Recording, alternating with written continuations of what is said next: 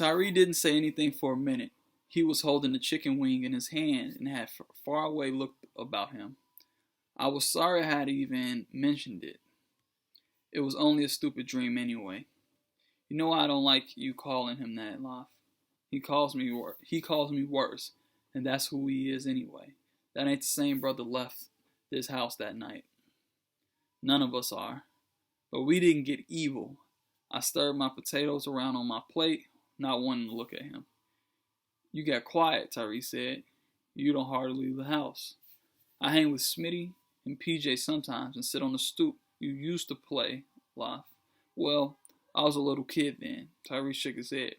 You used to laugh all the time and make jokes and play freeze tag and handball. You used to always have something new to tell me or show me.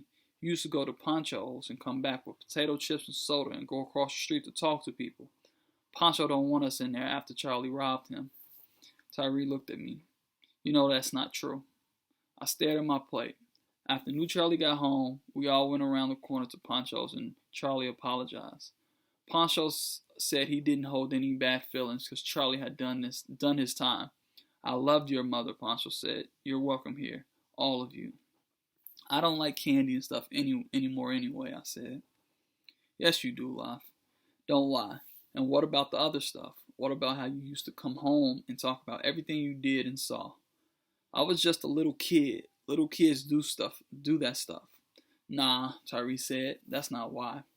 I didn't say anything. Tyree thought he knew it all, but he didn't. He didn't know anything. You changed too. I know. I stuck my head into my job, raising you and Charlie. And Charlie, I don't know. He went somewhere inside himself, you see. You see it. See the way he sits there staring off sometimes? I nodded, remembering all the times I woke to find new Charlie sitting on the edge of his bed with his hands hanging down between his knees, just staring out the window. What's he thinking about anyway when he stares like that? Tyree shook his head. Maybe Rahway, maybe Mama, maybe me and you. He's not thinking about me. At least nothing I want to get inside his head and hear. He say where he was going? Tyree asked. He didn't say what time he'd be back either, did he? Nah. You rather I put you in my room and share your room with Charlie? I looked up at Tyree trying to see if he was mad or serious. His face was calm. He just wanted everything to be over with already. Nah, it ain't so bad no more. He don't want to speak to me is all. How come you don't just ignore him? Make like he's not even there. Cause he wasn't here for years. I hadn't meant to yell, cause I said, almost whispering. Cause I want Charlie back. I want my brother. I want him to see me. And I want him not to think I was the reason Mama died. I wasn't the reason. Tyree frowned and stopped eating. He's still saying that? I told that boy no, I lied. He don't say it anymore. But I know he still thinks it. Look, Lafayette. Tyree rubbed his hand over his head and sighed. You weren't the reason Mama died. Well, you weren't the reason. Mama had. I should have called somebody. I should have tried to get her breathing again. I just sat there calling to her. Just sat there waiting for her to wake up. And new Charlie knows it. He knows I got scared and froze up. She was gone before you got there, Lafayette. I don't know what's going to make you hear that it wasn't your fault. Charlie would have known what to do.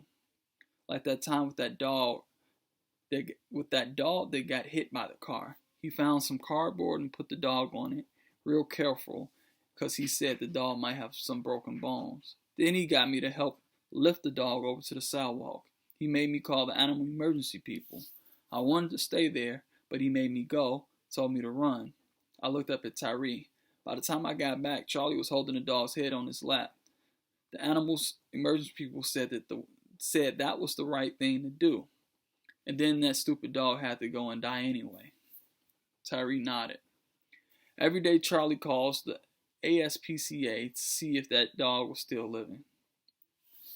And every night he'd ask Mama if we could adopt it. Mama said no, because me and her had allergies, and even if we didn't, our building didn't allow pets.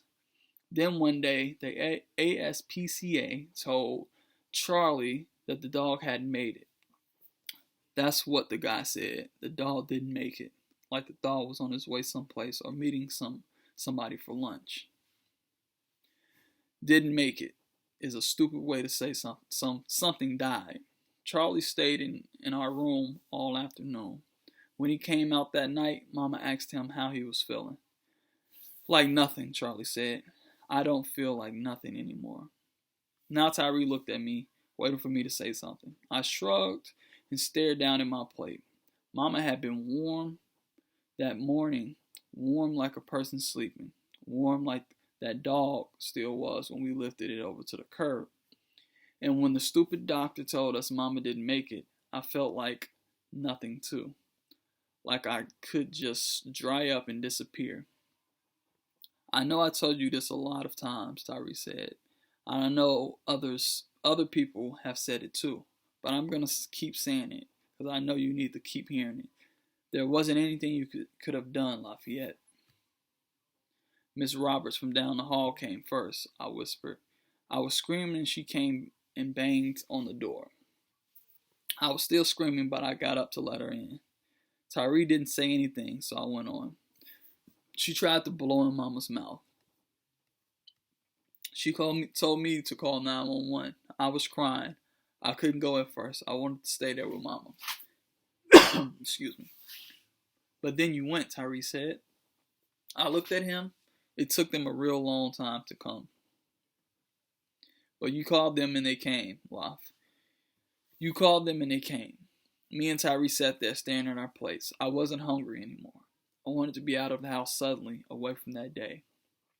I wanted to be in a dark theater somewhere, far away from our apartment, far away from those men carrying Mama down the stairs while Miss Roberts held me and cried. Can we go to the movies now, T? Tyree nodded. You want to see Blow Up the World movie? Want to see a Blow Up the World movie? I shook my head. Nah, not really. I don't care if I have to think real hard. No subtitles, though. Can stay home to read. I looked up at Tyree and he smiled. I tried to smile back, but my lips felt quivery, so I got up and took our plates to the kitchen, wrapped foil around them, and put it in the refrigerator for later. Tyree had pretty much finished his. I sat on the couch and tried not to think of anything while Tyree got dressed.